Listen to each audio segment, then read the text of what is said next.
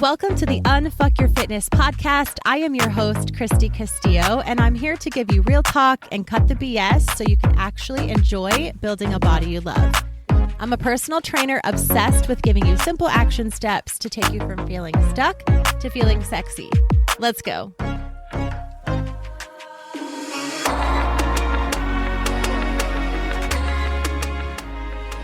Hey guys, what's up? Welcome to today's episode. We are doing a macros Q&A. I wasn't sure if we would need to, if you guys would have questions for me at the end of the series. And I shouldn't be surprised because you guys always have questions for me, which I love because you know that I will answer them and I will answer them thoroughly. And so I really appreciate that. So we're going to go ahead and dive into just a couple questions here on this Q&A episode, and then that will wrap up the macro series. So I'm excited. Hopefully this macro series was really, really helpful. I will still be able to answer questions, on Instagram. I can make posts out of questions. I can answer you right back in the DMs. I can answer you back on Spotify in the comments.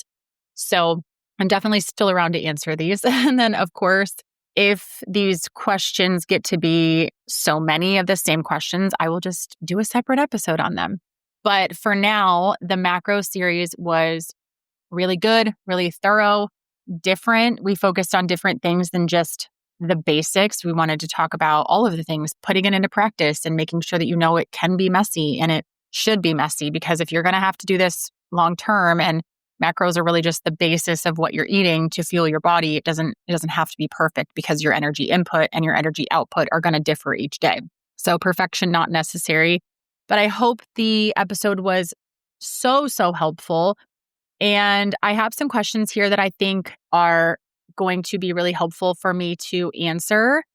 So there's not that many questions, but they are questions that caused me to get thorough with my answers, a few of them. So I want to go ahead and dive in because we're going to be talking about ratios of macros. And we're going to be talking about getting calories up with snacks that are calorie dense, but not super sugary. I'm going to give you some suggestions for that. Then I'm going to talk about increasing macros a little bit. Then I'm going to dive into a lot of clients will hit their calorie goal, but they need to increase protein, but they don't have a lot of fats to give. So I want to give some suggestions and actually calculations that will help with that. And then averaging out your week so you can figure out how to eat a little bit more on the weekends and a little bit less during the week to make your average stay the same. So those last two questions they're going to require a little bit of calculation on my part and talking about a little bit of math there to, calculate these macros. So I can make some graphics and stuff too to put on social media so that you can kind of see the example and not just hear it. I know I kind of need both myself to learn. So, and maybe even looking at it and then coming back to the podcast and hearing it will help you so you can plug in your own calculations. But yeah, really excited. I think these are some really good questions that will give you some really thorough answers to common questions that these are things that I work on with my one-on-one clients that we actually calculate and dive into. So I am excited. So let's talk about this first question is, how would I know the percentage of each macro to stick with? Please dive in more to macro ratios. I had a lot of this question or suggestion of diving into macro ratios. And so this is not just a one size fits all answer. And I think that's something that I want you to really be open to, is knowing that and believing that there is not a one size fits all answer. You will have to give macros a little bit of time, and you will have to learn to understand your body, and you will have to learn to trust your body. And I know that seems kind of annoying because it would just be easier for me to say, here are the percentages that you should stick to for protein, fats, and carbs. And voila, that is the magic. I just waved my magic wand and now you will lose weight and build muscle. And it is just so simple. It's not that easy in the sense that there's not a one size fits all. There's not one calculation that's going to work for everyone. And anyone that tells you otherwise is lying to you and trying to make it seem easier or sell you a calculator or a count or something. Because there's a lot of things at play here. When you think about people and their food and their digestion and their bodies and how it all works, you probably know people that have celiac disease and irritable bowel disease and irritable bowel syndrome and leaky gut. And, there are so many things, there's so many other things than just those, but those are just a few of the things that, you probably hear people have problems with digestion or just anything along that line. And for that reason, this can't be a one size fits all answer. So I want you to a lot of this, if you think about it logically, you're like, well, of course there can't be just a one size fits all. Like there's so many different people with so many different food preferences and things like that. It really does matter. And so a lot of people might disagree with me here. A lot of people might say, no, there is a calculation that is best for body recomp or best for muscle mass growth or best for fat loss. And that's fine. But at the end of the day, it is true. Digestion, food sensitivities, all of that stuff have a play on how your body is going to digest and respond to the food, the macros that you are giving your body. Some people can digest carbs better. Some people can digest fats better. It matters. So if you have a really hard time digesting carbs and I give you a very high carb count for your macros, well, your body's going to then be inflamed and pissed off and your digestion is going to be off, which then causes your whole body to be off. And then you're anxious and you can't sleep and you feel like shit. So that matters. It all matters, right? Because you're not going to lose fat and gain muscle if your body's pissed off. So as far as body composition goes, as long as your calories are set at maintenance, let's say maintenance, if you want to build muscle and lose fat at the same time, you want to stay at the same weight, fine. If you want to be in a deficit, if your calories are set there or surplus, vice versa. If your calories are set correctly for your goal and you're hitting those calories and your protein is set correctly for your goal, carbs and fats can fluctuate. And that's a hill I will die on because that is a hill I have lived on. My carbs and fats fluctuate all the time. My clients' fats and carbs fluctuate all the time. So you do not need to be perfect. Your ratios do not need to be perfect. Your macros do not need to be perfect.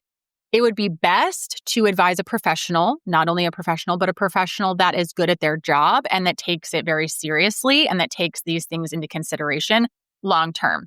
Because you can get a macro count from anyone, but if they don't care and they don't kind of take these things into consideration, that macro count is not going to be good for you, right? AI can spit out a macro count for you, but if it doesn't have the correct information to go off of as far as food sensitivities and what your body is capable of digesting and not digesting and how your body is going to work best for you, it doesn't matter. But at the end of the day, what I want you to know is just that. If your calories and your protein are in a good place, carbs and fats can fluctuate, period. So figure out if you prefer carbs or if you prefer fats, however you want to fluctuate that. Maybe set them at certain ratios, follow it for 6 weeks, see how you feel, see what your results are, see what your body composition is. If you're like, I kind of feel like shit doing this, change it. But give it enough time for your body to adjust and kind of see if it works before you change it. So that is my 2 cents on that. And I would like to give you some suggestions though. As far as protein, I like 1 gram per pound of body weight or goal body weight. If your current body weight is 200 pounds and you're like, well, I can't really hit 200 grams of protein and I don't really want to stay at this weight anyway, set your protein for 1 gram of protein per pound of your goal body weight. So starting at 140, and then work up to 150 and then work up to 160 if that's your goal weight. So that's kind of something we'll talk about in a little bit too about setting your goal weight. But protein, I like it 1 gram per pound of body weight or goal body weight. Usually the goal is the one we go with my clients anyway, or start with. Totally, it doesn't have to be perfect.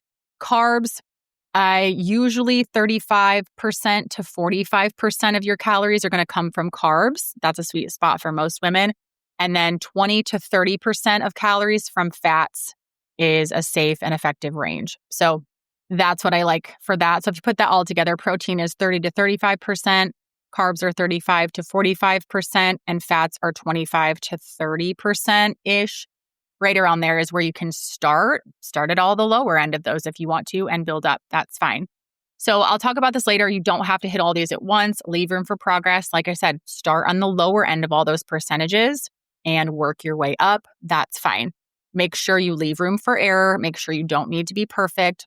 And then from there, just adjust based on your energy, your performance, and your results. Always be adjusting, but give it 6 weeks of one set of macros before you say, this isn't really working for me 2 days in. You have to give it some time. And then how to determine a body weight goal. So this specific question was how to determine a body weight goal, especially when trying to tone/lose fat and gain/maintain muscle. So basically body recomp. So the scale is just one tool. So I wouldn't put too much weight, no pun intended. I wouldn't put too much weight on your goal body weight. I do have clients, as soon as they come to me, I'm like, okay, what are we thinking for a goal body weight? It's not necessarily, that's not the goal we have to stick with for this entire time that we work together. But in your brain, what are you thinking right now? If you weigh 200 pounds, what is a good goal weight that we can kind of start with? Usually it sounds a little something like this. Well, I felt and looked my best when I weighed about 140 pounds, but it's probably not realistic and that's kind of far away. So I would say somewhere between 150, 160 would be, where I would be happy with the weight. But if I get to 160 and I love the way that my body looks, I don't really care about getting down to 150 or 140. I mostly want to be healthy and happy and have energy and understand macros and have a good relationship with food. That is generally what the conversation will sound like. So we're starting at 200 pounds, let's say, and this particular woman is saying, well, I felt my absolute best and looked my best and just was my most confident at 140. But I don't really know if I want to get there. So we'll say like 160. And I think that's a very realistic goal of, we'll kind of see how I'm feeling along the way. Of course, we'll break it up into chunks. Even starting from going 200 to 160 pounds, we'll do a first goal is 10-pound weight loss. The next goal is another 10-pound weight loss, and so on. But for macro purposes, I will take that 160-pound goal and I will calculate macros based on that. And then I will take the 140-pound goal and calculate macros based on that. Typically, I start somewhere in between those two. So I take the two numbers that I've calculated for carbs, fats, proteins, and calories, and I meet somewhere in the middle. Or I start at the lower end to give room for growth, which is what I just mentioned before. That's exactly how I do it. But as far as determining a goal body weight, that's tricky to do because so many of us put so much weight on that goal body weight, that number, and that's not at all what I want you to focus on. Because if your goal is body recomp, yeah, you can have a goal in mind of like, I think I look good in here and feel good here. But when you get there, let's say you do get down to that 140 pounds. Let's say you do some quick fixes and take some things maybe to speed up the process. You lose a shit ton of muscle. You get to 140 pounds and you're like, well, I don't like how I look. This is not what I was going for. This is not what I had in mind. And you're not even happy there. So think about where you would be healthy and happy and just set some goals for that number. And then you can always tweak along the way. You're always going to have to leave room for adjustments in this path. I hope I've made that clear. So that's a little bit about ratios and touching on a goal body weight because it's important to have that goal body weight while you're figuring out your calculations. But just remember that the goal body weight, it's just to calculate, and then you're going to change it from there anyway based on the things I mentioned above: energy, performance, and results. Your goal body weight is a while down the road, and it really doesn't hold that much value at the end of the day. Everything else with your journey is going to matter more. The second thing I want to talk about is I got this question that says, I really struggle getting enough calories. I've never been able to eat much in one sitting. What foods would you recommend that are calorie dense, but not also sugary? So that took the option to say Oreos right out because she said not super sugary. So there goes that. We know I love my Oreos and my rice cakes, but I used to struggle with this too. I've always had people say to me, you don't eat very much at one time. You pick at your food. You eat like a bird. No wonder you're so skinny, blah, blah, blah. And I just really can't eat that much at one sitting, even now. And I still get comments on it. My daughter and I were eating pizza a couple weeks ago, out at a restaurant and she can just eat so much more than me at one sitting. And then she can go hours without eating and then eat another big meal and go hours without eating. For me, I'm eating a smaller meal and then I'm waiting an hour and then I'm eating another smaller meal. I'm waiting an hour. Like I'm just kind of grazing all day. I just get full pretty quickly. So I can totally relate to that. The trick there is to lean on calorie-dense, nutrition-rich foods, especially because you said calorie-dense and not also super sugary. So I'm, again, assuming that you don't just want me to say cereal and Oreos, even though those things are okay. If you didn't add the super sugary part in there, I would just say get some snacks. And I'm still going to say that for those of you, I guess, that are hearing this and not really caring if it's super sugary some days. I'm not saying that I think that's great to have every single day, but if you have calories to spare and you maybe gave up Oreos or gave up ice cream and thought I'll never be able to have that again, well, work it in there. Try to, lean on those things and figure out if you can have them and how much you can have. But for other things that are more calorie dense, we're going to talk about things like healthy fats. So nut butters, peanut, almond, cashew butter. You can add these to oatmeal, smoothies, toast, rice cakes, or even dip your fruit in it. Nuts and seeds are very high calorie. Walnuts, almonds, sunflower seeds, chia, flax, and pumpkin seeds. You can sprinkle them on yogurts, salads. So adding these things to foods you're already eating is a great start, and just finding and keeping these alternatives or additions, I should say, on hand and then adding them in instead of creating a whole separate meal if you're already not hungry and you can't eat a lot in one sitting. Avocado, you can put it on toast, on eggs, wraps, or blend it into smoothies, and it just makes it thick and so good. And then olive oil, avocado oil, you can drizzle that on veggies, pasta, or rice if you're already eating those things. And it's just an instant calorie boost to something you're already eating. And then dairy and dairy alternatives. So cheese, you can add to eggs, wraps, sandwiches, or snacks with crackers. A lot of people think I can't have cheese anymore. It's so high calorie, but you can sprinkle it on things and add a little bit of calories, and it'll add a little volume too to make you feel more full. Full fat Greek yogurt or cottage cheese. You can mix with fruit, granola, or nut butters, and then milk alternatives like coconut milk or oat milk. They're creamier and they're more calorie dense than almond milk, which a lot of people seem to go to when they're on a quote unquote health kick. Protein sources, salmon or fatty fish are great for protein and healthy fats. So swap out something you're already eating that's a protein source and make it more of a fatty protein source, a more high calorie protein source.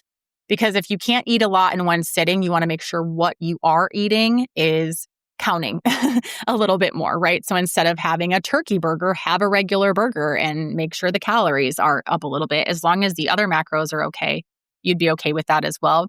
Ground beef, turkey, or chicken thighs are slightly higher fat cuts that help with calories. And then eggs, make sure you have the whole egg, not just the whites. Cheaper, it's versatile. You can do many things with it. And then it's also bumping up your calories. So if you're now just having like egg whites for breakfast on toast, maybe add some avocado and maybe have it be whole eggs instead. It's the same meal, you're just adding a little bit.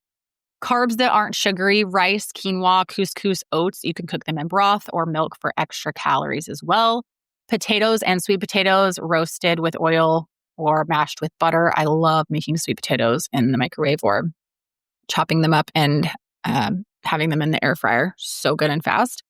Whole grain breads and wraps are easy to add spreads and protein and avocado on for some quick calories that aren't super filling. And then granola is calorie dense without being candy level sugary, but you can kind of grab it by the handful and it's yummy.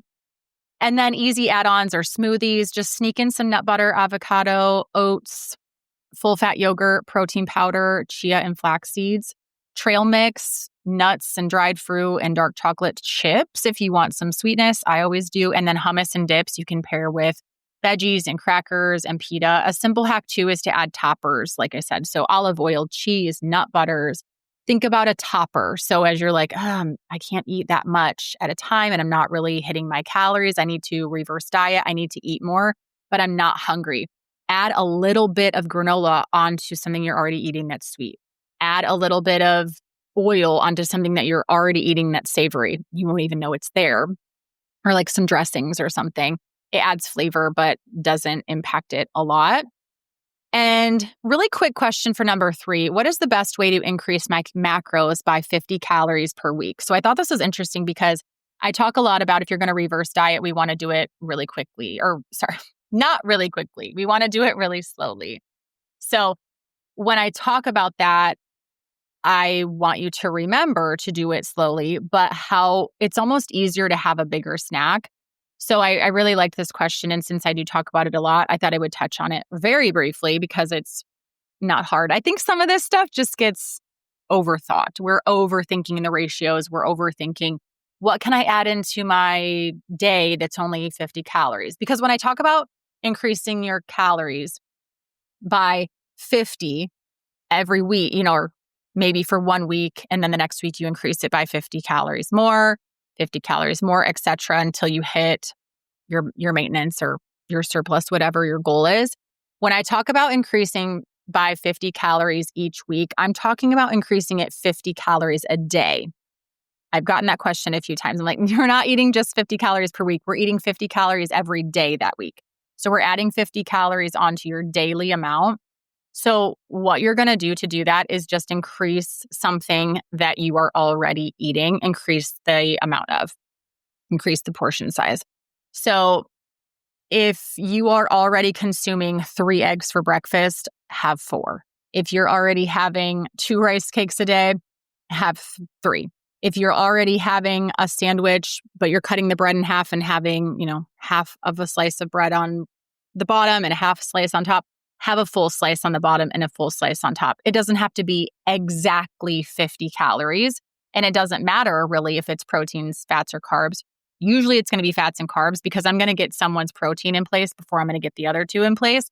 But if we're going to kind of increase them all gradually, which sometimes it can be a little bit of protein, a little bit of carbs, and a little bit of fat, then you can just figure that out across the board. But if you need to increase your carbs by 50 calories per day, then just have a rice cake, have a slice of bread.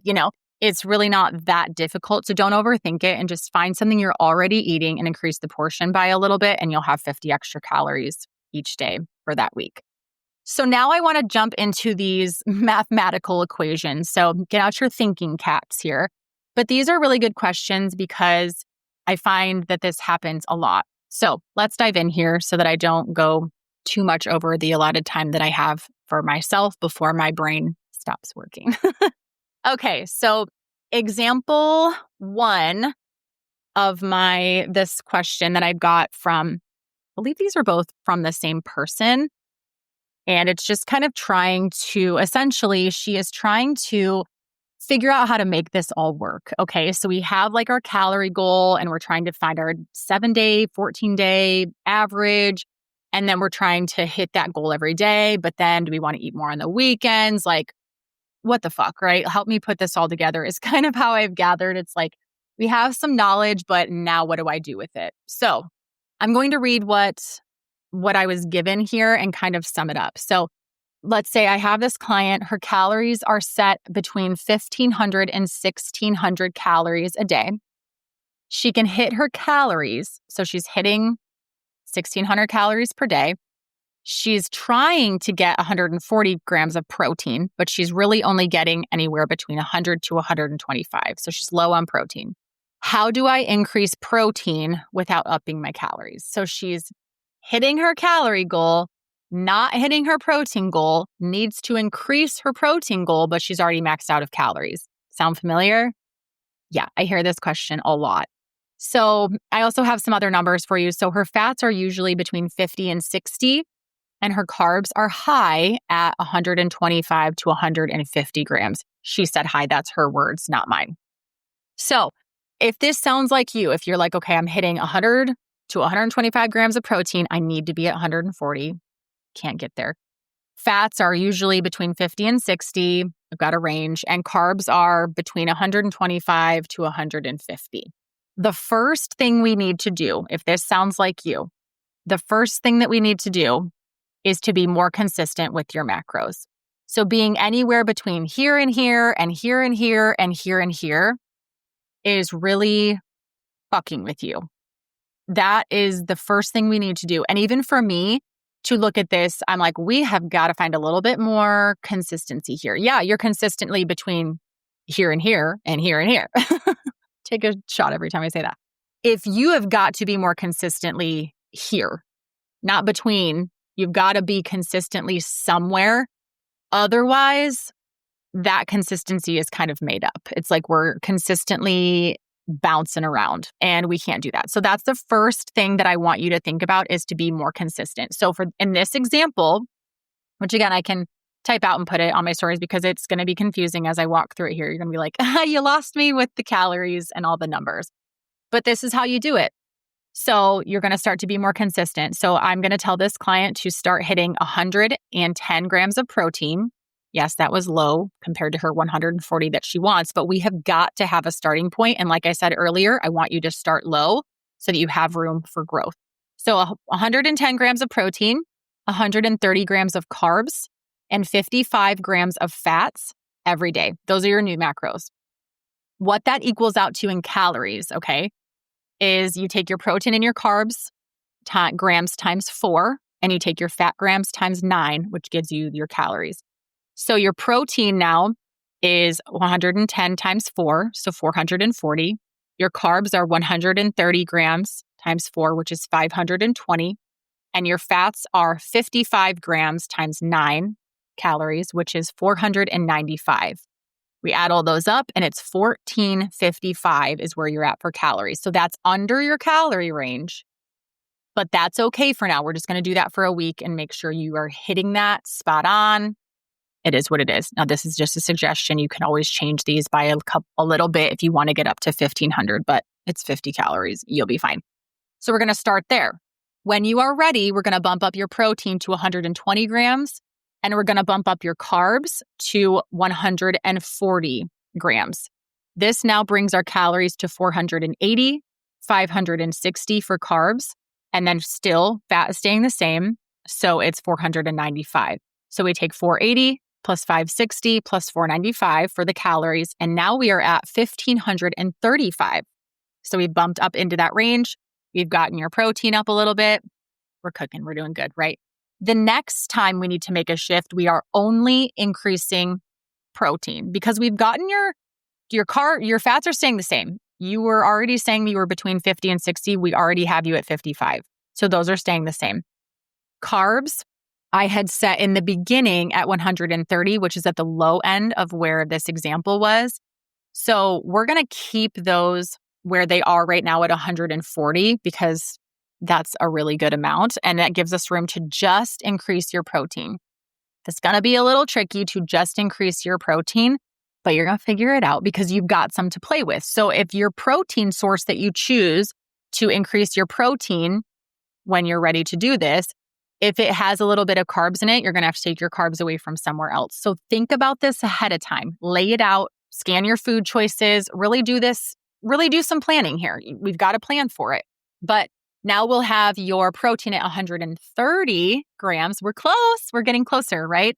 Carbs and fats are staying the same. So this brings us to 1575 for calories. So we now have everything pretty close. You could actually stay here for quite a while because you are 130 grams of protein, which is steady. It's so steady because previously this person said they were at 100 to 125 grams. Now we're at 130. Your body's going to change so much with where you already are because you've gotten consistent. Right now with this calculation that I have, you're at protein 130, carbs 140, and fats 55, calories 1575. Perfect. That's exactly where you wanted to be pretty much for your macros. The next bump up we can do is bump up your protein to 140 grams, bump up your carbs to 150 grams, and keep your protein at 55, if that's okay with you. And then that gives us 1655. So you're a little over your calories that you had there. But if you take your time and do this strategy, your body will be in really good shape. It's going to trust you. It's going to thank you. You're going to be feeling good. You're going to be looking good. And now we've gotten your macros exactly where you want them. And you're now at 1655 for calories. So that example is exactly how I would have you start to be more consistent on the lower end of those percentages and then bump up very slowly. You don't have to bump up every single macro. Our fats were in a good spot from the beginning, which is going to keep you fuller. So that is exactly how I would have a client do that. So take this example and run with it.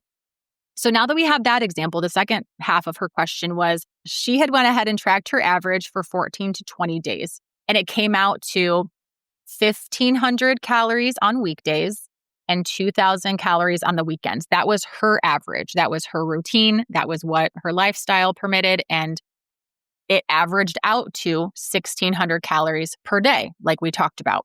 She eats more on the weekends and she wants to know what her weekday calories should be to compensate.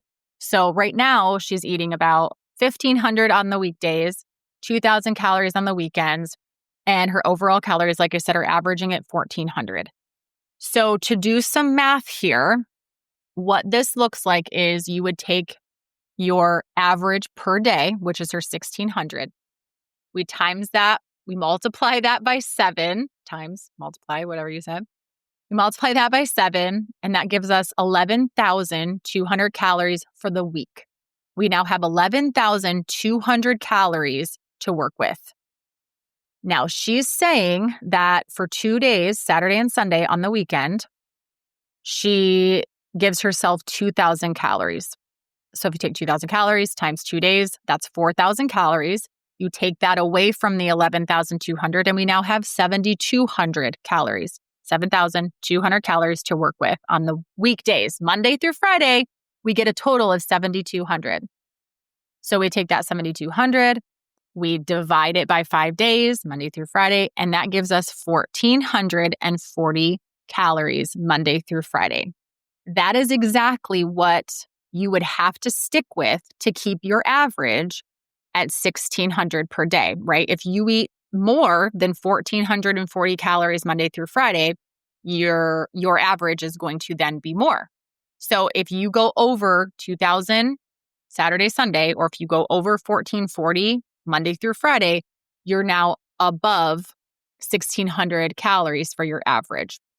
She also messaged me and said that she's just hungry. Like that's maybe not enough food for her during the week. Like if she's going into a cut soon, she has nothing to cut. What are we going to cut from 1,400? We can't do that. So in this situation, if this was my client, I would suggest that they go into a reverse diet. So we would want to start bumping up. I'd probably leave weekend calories alone because you don't want to get too crazy. 2,000 is fine for this particular person. If we have goals, we need to say no to certain drinks and snacks and going overboard. You have to plan it and just stick with it. But in this situation, if this can be your maintenance calories, it's perfect. If you feel good on this amount of calories at 1,440 per day, Monday through Friday, if you feel full, energetic, you're gaining muscle, you're losing fat, if that's how your body is running effectively on these calories, then keep it. If you need to go into a cut soon, don't. You do not have enough calories to work with on this particular routine, this particular strategy. We would want to bump you up. And so I would probably start you with 50 calories. I would add 50 calories. I'd probably just make it 60. I'd bump you up to 1,500 calories Monday through Friday. Leave your weekends the same. And that's exactly where I would start your reverse. I would start you Monday through Friday, 1,500 calories until you feel like that's a really good number. The scale is back to normal. Everything's staying the same. You're starting to get hungry again because that's your metabolism revving up. And then I would bump you up to 1,550 during the week. And I would stay there. And that's exactly how I would bump you up. That's only if you need to go into a fat loss phase, a deficit. If you don't, and you're happy with these calories, stay here. But if a lot of people are going to be hungry on 1,440 calories per day. So definitely reverse diet in that situation. And I have other episodes on how to reverse to refer to if you need to. But 50 calories is a great place to start. It's slow, it's steady. A lot of people are not comfortable just increasing calories by 200 per day. That seems like you're going to gain fat. That seems like you're going to gain weight. That seems bad. And so just slow down. There's no rush. So to wrap this up, I want to give you some takeaways. And again, what we talked about was ratios and how you don't have to be perfect. And it depends on a lot of different factors. We talked about getting enough calories and some toppings that you can add, or just little add-ins, additions that you can add to your food that would increase your calories for you without you having to go buy different meals and make another meal. We talked about how to increase macros by 50 calories per day, because that's a little number and it's kind of hard to do. And then we talked about some equations that would work to get you to your goals. So what I want to really drill home here is 3 things. 1, don't fucking rush. This needs to be slow. Take the time to do your calculations, take the time to scan some foods, take the time to plan out a 6-week reverse if you need to. And if you're going to reverse by 50 calories this week, every day, plan that out. Don't wing it. That's the next thing, is map it out. Plan it out. Think ahead. This is your body. This is your health. You deserve to put some time and patience into your body. You deserve to spend a little time on yourself, spend a little money on yourself, cut in other areas. Don't cut cost and cut time and take shortcuts when it comes to your body and your health and what you are putting inside of your body and your brain. Very, very important. So don't rush, map it out, slow the fuck down. And the third thing is to stop overthinking. So don't rush, map it out, and stop overthinking. Nothing needs to be perfect. The macros don't need to be perfect. The ratios don't need to be perfect. The foods don't need to be perfect. Nothing needs to be perfect. In fact, it never will be perfect. The more you try to make it perfect, the more frustrated you're going to be, and the more times you're going to quit and you're going to need to start over. So that is how I want to wrap up my macro series. I bet this is the only show where you will find a macro series being wrapped up by don't fucking rush, map it out, and stop overthinking.